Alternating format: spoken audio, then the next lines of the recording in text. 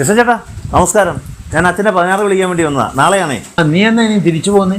ഞാൻ മറ്റന്നാളങ്ങ് പോകും. ഒട്ടും സമയം ഉണ്ടായിട്ട് വന്നതല്ല. പിന്നെ അച്ഛൻ്റെ മരണത്തിന് ഞാൻ വന്നില്ലെങ്കിൽ നാട്ടുകാരെന്ത് പറയും, അതുകൊണ്ട് വന്നതാ. അത് നന്നായി. ഏതായാലും അങ്ങനത്തെ ചിന്ത നിനക്കുണ്ടായല്ലോ. അല്ല, ഈ 16-ന് നാട്ടുകാരെ മൊത്തം വിളിക്കേണ്ട ആവശ്യം എന്തുവാ? ഞാനിപ്പോൾ നാട്ടിലോട്ട് വന്നിട്ട് തന്നെ വർഷം 8 ഞാൻ നാട്ടുകാരൊന്നും അറിയട്ടെ ഞാൻ വന്നെന്ന്. അടുത്ത ബന്ധുക്കളെ മാത്രം പോരായോ? രാവിലെ വരുന്നവർക്കെല്ലാം റിച്ച് ബ്രേക്ക്ഫാസ്റ്റ്, ഉച്ചയ്ക്ക് താജിലെ ലഞ്ചിനെ തോപ്പിക്കുന്ന ലഞ്ച്. ഈ 16 പറഞ്ഞാൽ നാട്ടുകാരെല്ലാം ഒന്നും വരത്തില്ല. വരുന്നവർ വരട്ടെ, അധികം വന്നാൽ ഞാൻ വെട്ടി മൂടിക്കോളാം. ഈ ഗോപാലൻ എങ്ങനെയാ മരിച്ചെന്ന് നിനക്കറിയാവോ? മുറിയിലെങ്ങാണ്ട് കാല് തട്ടി വീണെന്നാ ഹോം നേഴ്സ് പറഞ്ഞത്. രാത്രിയിൽ ഒരു തുള്ളി വെള്ളം എടുക്കാൻ വേച്ച് അടുക്കളയിൽ പോയതാ. അതിനിപ്പോൾ എനിക്കെന്ത് ചെയ്യാൻ പറ്റും? ഞാനൊരു ഹോം നേഴ്സിനെ വെച്ചിട്ടുണ്ടായിരുന്നല്ലോ. തല കറങ്ങി വീണ് ടൈലിൻ്റെ വയലത്ത് വന്ന് തലയിടിച്ചാവും മരിക്കുന്നത്. എനിക്ക് ചെയ്യാവുന്നതിൻ്റെ മാക്സിമം ഞാൻ ചെയ്തു, അത്ര എനിക്കറിയാം. നിന്റെ പട്ടിക്കുട്ടി കിടക്കുന്ന അൽസേഷൻ്റെ ആരോഗ്യം നന്നായിട്ട് പോകുന്നു. വർഷങ്ങളായി നീ അവനോട് മിണ്ടിയിട്ട് അല്ലയോ?